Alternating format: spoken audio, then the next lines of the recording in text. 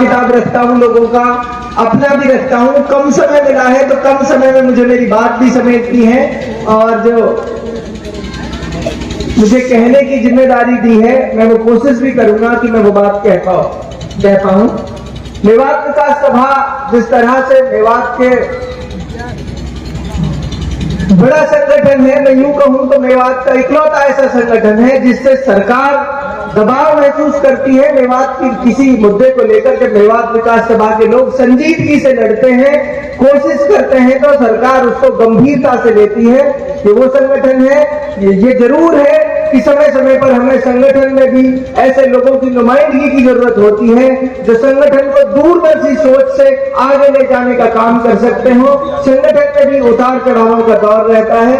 मैं हमारी नई जो लीडरशिप है, नए जो लोग हैं संगठन के, मैं उनको इस बात के लिए जरूर कहूंगा कि संगठन में जो ताकत हम लोगों को फूंकनी चाहिए थी, कहीं ना कहीं हम उसमें नाकाम हुए हैं। उसका मैं भी एक बड़ा जिम्मेदार हूं, उसका मैं भी एक मुजरिम हूं, उसका दोषी हूं।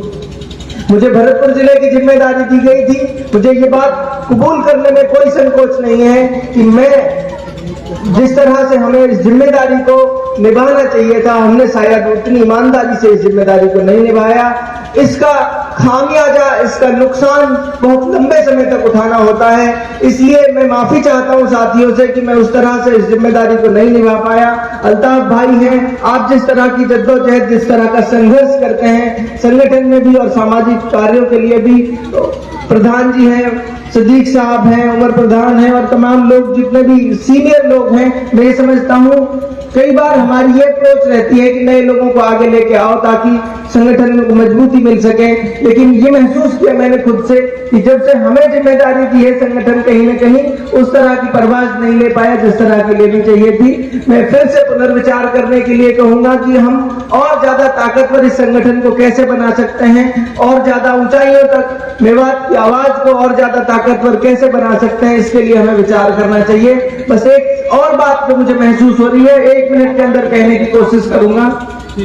आज हम हर तरफ मायूसी की बात करते हैं, हर आदमी मेवात को क्रिटिसाइज करता है, मेवात के लोगों को क्रिटिसाइज करता है कि ये होना था, ये नहीं हुआ। मैं जो महसूस करता हूं वो कह रहा हूं। अगर आप देखते हो 70 साल की इस यात्रा को, एक वो समय था जो सदीक साहब ने बताया कि हमारे लोग अपनी सुरक्षा को लेकर चिंतित थे। गांधी से मिले, पटेल साहब से मिले, अपनी सुरक्षा को लेकर मिले कि अगर हम हिंदुस्तान में रहेंगे तो हमारी सुरक्षा एक बड़ा मसला है, उसमें हमें मजबूत दौर को देखते हैं इन 30-50 सालों में। अभी एक सरकारी नौकरी का रिजल्ट आया तो 50-60 जयन हमारे यहाँ से सिलेक्ट हुए मेवात जिले से। अगर जुडिशरी का रिजल्ट देखते हो तो मेवात की बेटियां, कई बेटियां एक साथ रिजल्ट में जुडिशरी का एग्जाम पास करके आ रही है। यूपीएससी का रिजल्ट देखते हो तो 4-5 बेटों ने यूपीएससी का मेंस का रिजल्ट पास किया है। जिस यूपीएससी के रिजल्ट का हम रिजल्ट नहीं देखते थे, हमें ये नहीं पता होता था कि यूपीएससी का रिजल्ट कब आएगा, उस यूपीएससी में 4-4, 5-5 बच्चे आपके सिलेक्ट होकर आने लगे मेंस के एग्जाम में।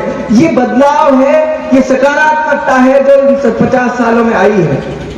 और देश के ऊपर, आज मेवात के ऊपर ही नहीं, देश के ऊपर फिर नफरती ताकतों का साया है।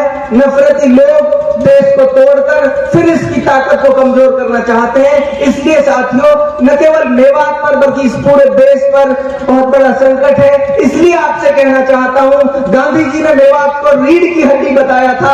आपकी सबसे बड़ी जिम्मेदारी है, जब देश मुश्किल में है, जब नफरती लोग ताकतवर हो रहे हैं देश में, आपको और ज्यादा ताकतवर होकर और ज्यादा संजीदगी से इस मुल्क को बचाने की लड़ाई लड़नी है। और मेवात को बचाने की लड़ाई भी आप और हम सबको मिलकर लड़नी है। इसके लिए ये जरूरी है कि मेवात विकास सभा के लोग अपनी जिम्मेदारी को समझें और इस संगठन को ताकतवर बनाकर इस मुल्क को और इस मेवात को बचाने का काम करें। आप सबको मैं बहुत मुबारकबाद देता हूं। पुनः समय की सीमाएं हैं, इसलिए मैं बहुत बहुत शुभकामनाएं आप सबको इस दिन की देता हूं।